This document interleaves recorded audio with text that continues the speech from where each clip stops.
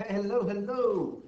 All right, so we are starting our our next unit, Unit 6. This is the last official unit of Calc AB, and we're kind of combining two lessons into one. It's really just one lesson, if being honest. But this whole unit is called differential equations. Sometimes you'll hear people call it diff-EQs for short, but differential equations is the name. Now, we just spent the whole time learning about integrals and integration, and we're still doing the same thing, but we're learning about a different type of function, which we call a differential equation. And honestly, every equation that we've dealt with in the past dealing with derivatives is also called a differential equation. But today we're looking at another type of differential equation that we're not used to seeing. So for warm up, I got 4 examples here practicing some derivatives. I'll let you try these on your own, and hopefully in class we'll have time to do them. But I want to start with the concept, which is the definition of a differential equation. So differential equation. It is an equation that has an unknown function and one or more of its derivatives. So let me show you all the examples. Now, this is something that you've already done. So, okay, for instance, y prime equals x squared. Okay, that is a differential equation because it is an equation that has an unknown function, okay, and one, in this case, one of its derivatives. Okay, its derivative is x squared with an unknown function. Okay, we're used to seeing that in this form. We also have dy over dx equals x times y. That's another example of a differential equation. I mean, it has one derivative given, an unknown equation. We don't know what y equals, what the original equation equals. What we're not used to seeing is, or more of its derivatives. We're not used to seeing something like, for instance, like y double prime plus y prime equals 6. For example, I mean, that's a differential equation. There's more than one of the derivatives given in there. It's just not in a form that we can easily integrate. Okay, so really, a differential equation is any equation that has at least one derivative given in it, basically. Okay? Now, a solution to a differential equation is a function that satisfies the differential equation. Okay? It is that unknown function, which is just integrating, working backwards. Something that we have done before in the past with examples like this. Okay? So simple examples that we know how to integrate. Now, let me give you a simple example of a differential equation and what a solution looks like for a differential equation. Okay? All right, so here's an example of a differential equation. Y prime equals 4x cubed. It's a differential equation we're used to seeing. All right, so if I'm talking about the solution, which is the original function, okay, so that's y. Well, in this case, that's easy for us to solve. It's the integration of 4x cubed, which is just power rule. That would be x to the 4th. But because this is a general solution, we have plus c. Yeah, let's label this a general solution. When we're working backwards from derivatives, remember we have that plus c because we don't know what that c value is. In fact, when I found that general solution, we would call this the family function for x to the 4th. It's the family function for x to the 4th because this is all the possible solutions, or the entire family of solutions to 4x cubed, or the function x to the 4th. We just don't know what c is. Right? Like if I were to graph this, I mean, x to the 4th plus 0 would look like this, or plus 5 or plus 2 would look like this, or minus 1 would look, or minus 3 would look like this. The point is, we don't know what the specific solution is. That's kind of the vocab word I'm trying to get to. To find a specific solution, we learned this when we were doing applications with velocity and position. We need to have an initial condition. Okay? And that's what this fancy notation means right here. So for example, a specific solution in this example above, a specific solution would be me saying, okay, the initial condition f of 0 equals 5. So in this case, my specific solution would be that y equals x to the 4th plus 5. So that's an example of a specific solution. And then we also have general solution. General solution is with that plus c. It has the family function for whatever equation you're looking at. Okay. Now, the differential equation with the initial condition, okay? So if I have a differential equation, so for instance, I'll stick with this example. Let's say I have the differential equation y prime equals 4x cubed with the initial condition. So I gave an example that the initial condition was that f of 0 equals 5. If I'm giving you this, this is called an initial value problem. Okay? So this right here is called an initial value problem, that I give you a differential equation and with this initial condition. So the new vocab that you learned was general and specific solutions. Okay, you know the difference between those.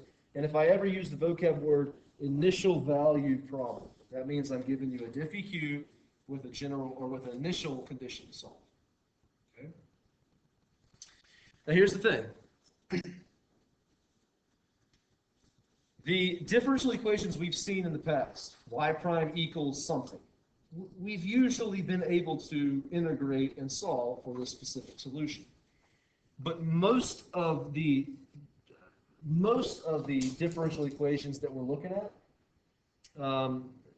past the point of what we're used to in previous units, cannot be solved explicitly. Keyword explicitly there. Like for instance, y prime equals 4x cubed. That can be solved explicitly because it's in a form we're used to seeing. Y prime equals something with x.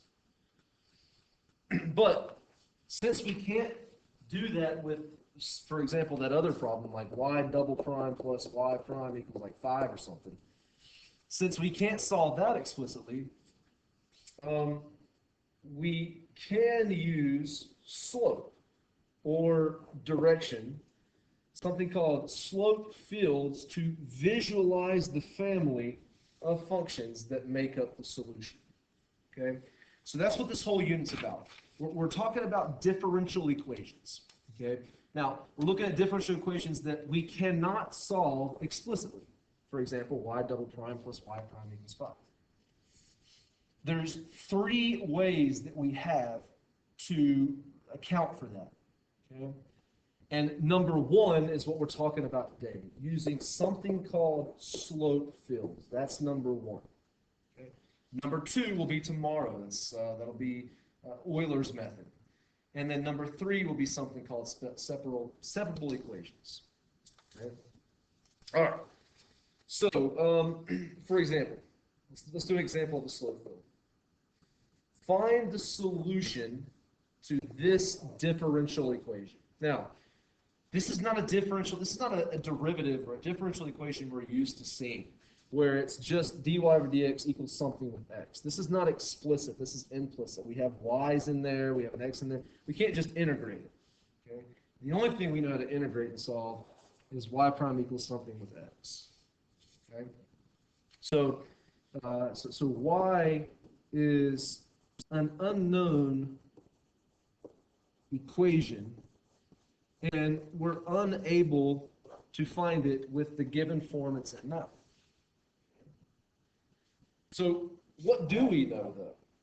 Well, given any point x, y, we do know the slope of any tangent line at any point because we're given the equation for slope. That's what a derivative is. So we have the derivative is telling us the slope.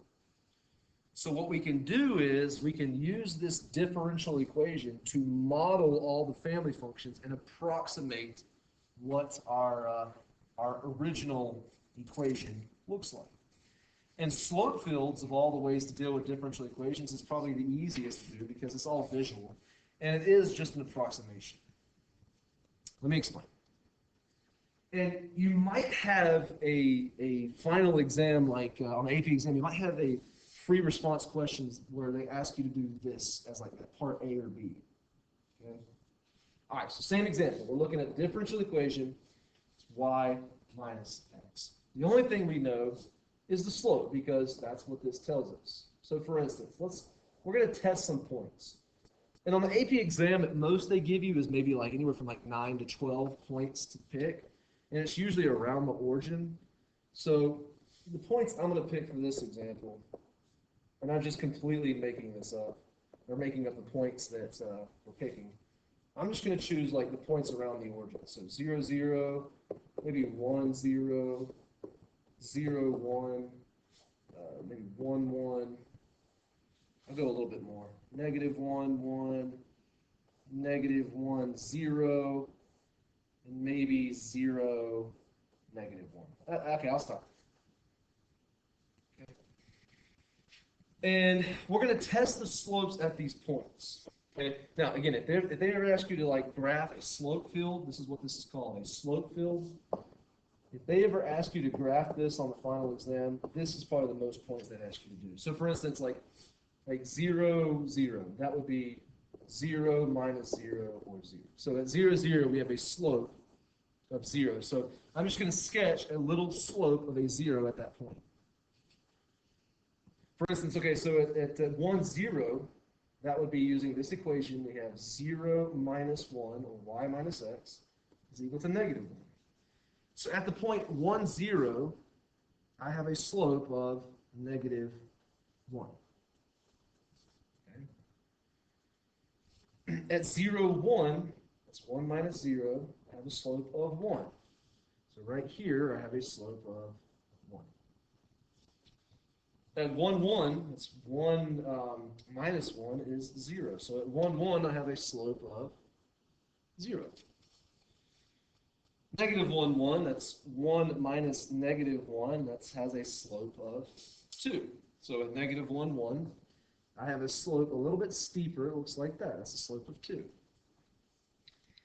At -1, 0, that would be just equal to 1. And at 0, -1, that's equal to negative.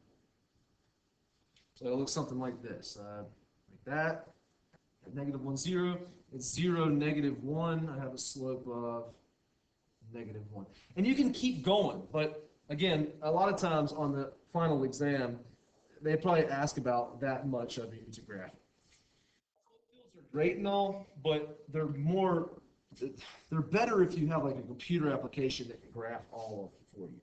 So, for instance, here is dy over dx equaling y minus x. Here's all of it filled out. And so you can even see, like right here, this is what we already graphed on the last problem. But if we kept going and kept graphing it, and instead of plugging in like by 1, what if we plugged in decimals? What if we plugged in like 0.1, 0.2, all the points? Eventually, we would get this slope field right here. This is zoomed in. This is probably every third of a point that they're plotting. So this is dy over dx equaling y minus x for a bunch of points between, it looks like between -5 and 5, but they're plugging in a lot.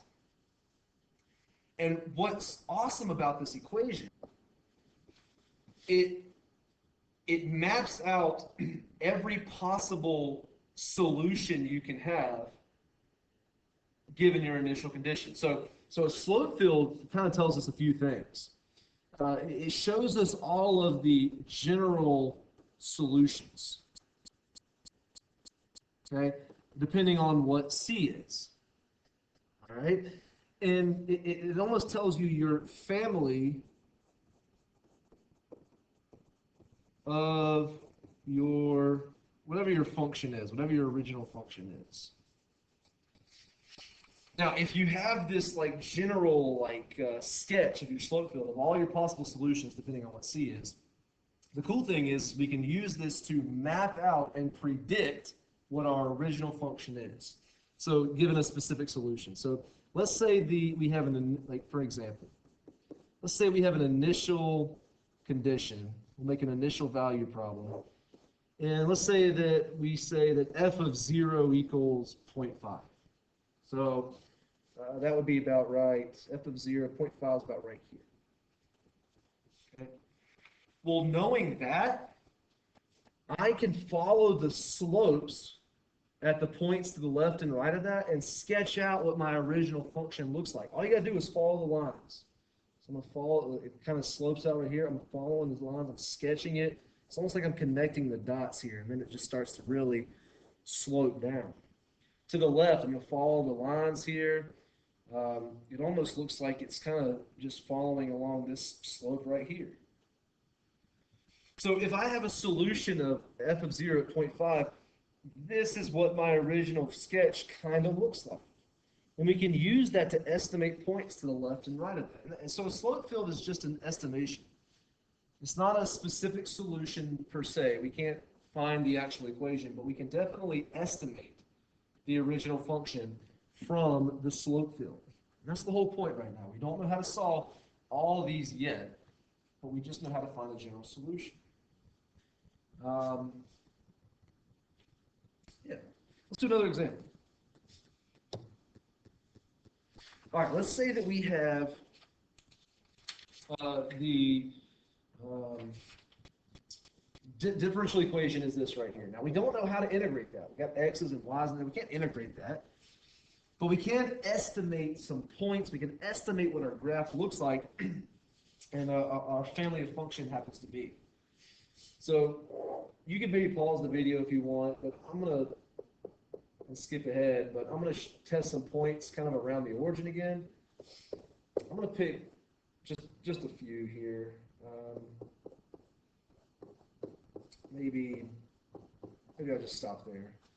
All right, so if I plug 0, 0, that's negative 0 divided by 0. That's actually undefined.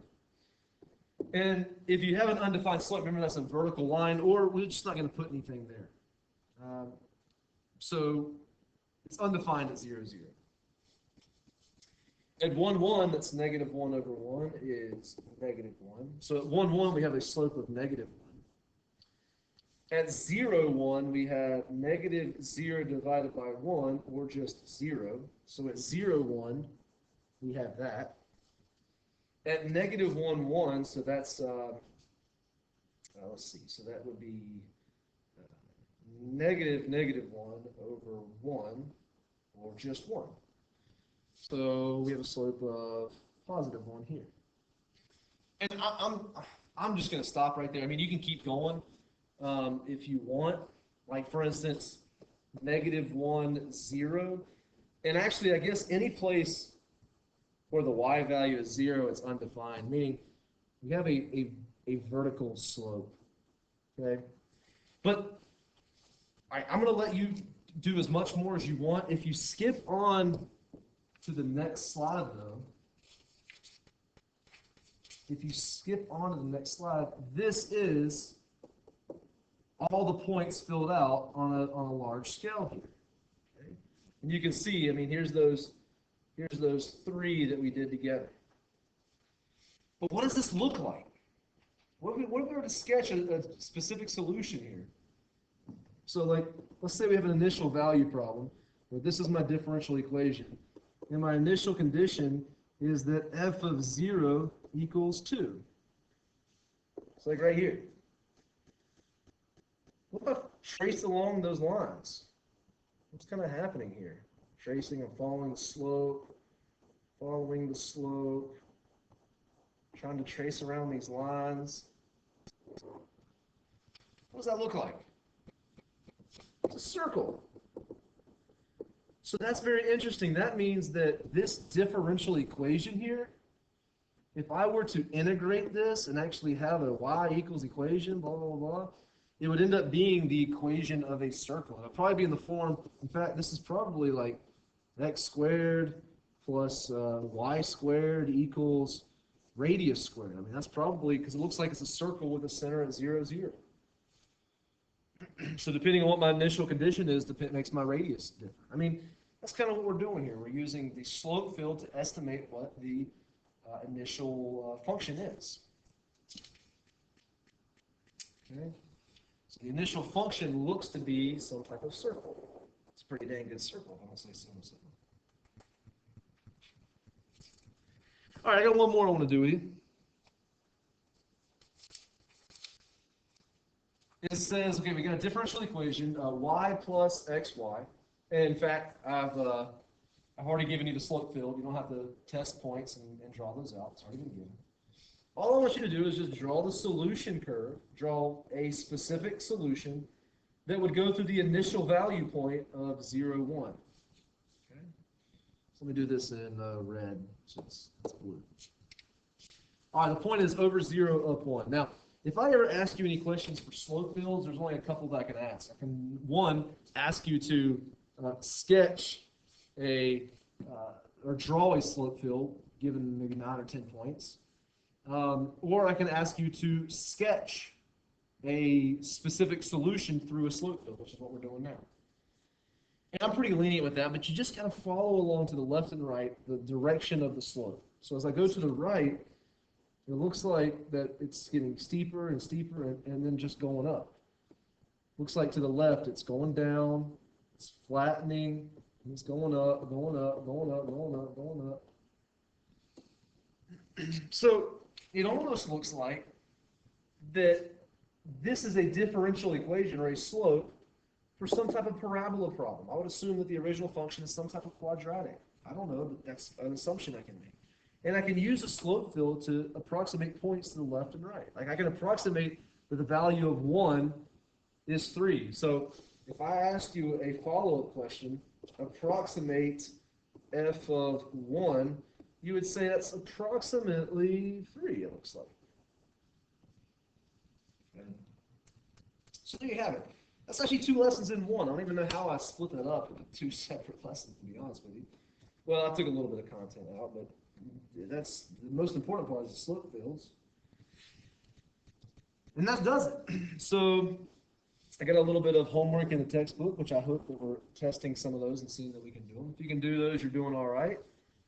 And that's about all I got. All right, guys. Well, I hope you all have a fantastic day, and we will see you in class tomorrow.